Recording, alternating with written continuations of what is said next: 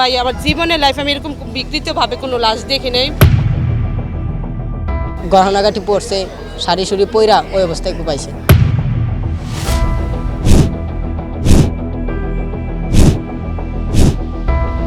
রক্তে ভেসে গেছে ছোট্ট একটি ভাড়া বাসা। ঘরের মেঝেতে পাশাপাশি পড়েছিল ৩ শিশুর গলাকাটা নিথর দেহ। বিছানার উপর রক্তাক্ত অবস্থায় মিলেছে এক তরুণের লাশ, আর জানালার পাশে হাত মুখ বাঁধা পড়েছিলেন এক অসহায় মা।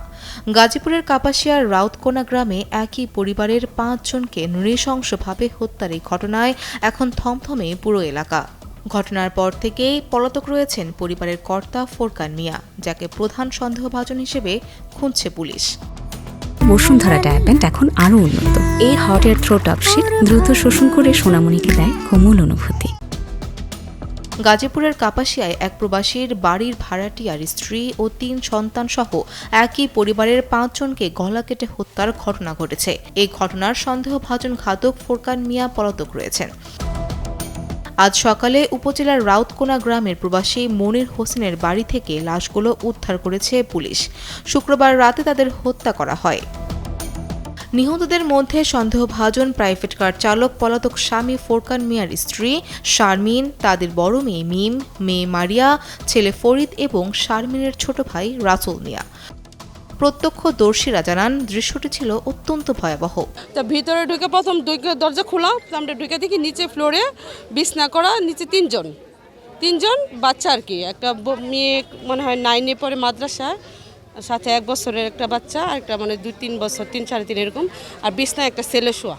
ওনার হাজব্যান্ড নাকি মার্ডার কইরা তারপর রাতে বলে নাকি ওই মহিলার রিলেটিভ যে ওনাদের নাকি ফোন দিয়ে জানাইছে যে 5টা ফালাই দিয়ে আসছে।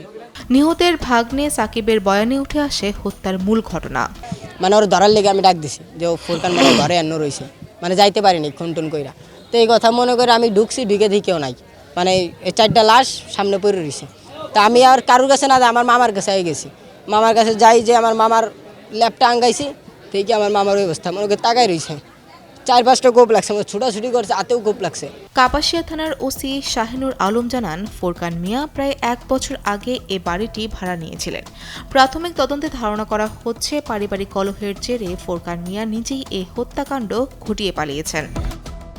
গাজীপুর জেলা পুলিশের অতিরিক্ত পুলিশ সুপার জানান, আমরা ঘটনাস্থলে যেটা দেখতে পাই যে 5টি রক্তাক্ত মরদেহ রয়েছে এবং এই পরিবার তারা হচ্ছে একই পরিবারের সদস্য। এই একই পরিবারের সদস্য, এই সদস্যের যিনি এই বাড়ির যিনি গৃহকর্তা, তার নাম হচ্ছে ফোরকান। তিনি পেশায় একজন গাড়ি চালক, তার বাড়ি গোপালগঞ্জ জেলায়। তিনি এইখানে তার 3 সন্তান এবং স্ত্রীকে নিয়ে ভাড়া বাসায় বসবাস করতেন। ঘটনার পর থেকেই এই ফোরকান পলাতক রয়েছে।